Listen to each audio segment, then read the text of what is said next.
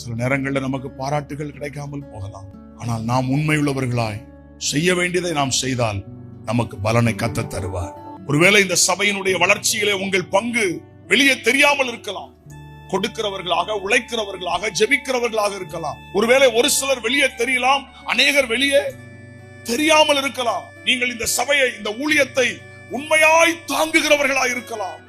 உங்களுக்கு நான் சொல்லுகிறேன், எந்த பாராட்டையும் எதிர்பாராதிருங்கள். பரலோகம் உங்களை பாராட்டும். உங்களுக்குரிய பலனை பரலோகம் உங்களுக்கு தரும். தேவன் ஒரு நபரை சும்மா உயர்த்த மாட்டார், சும்மா ஆசீர்வதிக்க மாட்டார். அவனை செக் பண்ணி பார்த்து, உடைத்து, உருவாக்கி அவனை தகுதி உள்ளவனாய் மாற்றிதான் அதை கொடுப்பார். ஆசைப்படுறதுனால கிடைக்காது, அறிவு இருக்கிறதுனால கிடைக்காது, அனுபவம் இருக்கிறதுனால கிடைக்காது. அதற்குரிய அர்ப்பணிப்பு இருந்தாதான் கிடைக்கும். முதலாவது, ஏன் அதை இழந்து போனான்? தேவன் உங்களுக்கு கொடுத்த எந்த பொறுப்பையும் அலட்சியம் பண்ணிடாதீங்க. ஒருவேளை உங்க பொறுப்பு ஒரு சின்ன பொறுப்பாக இருக்கலாம், சின்ன ஒரு ஊழியமாய் இருக்கலாம். அதை உண்மையாய் செய்து விடுங்கள், முழு இருதயத்தோடு செய்து விடுங்கள். சிறப்பான சுதந்திரத்தை கர்த்தர் உங்களுக்கு தருவார்.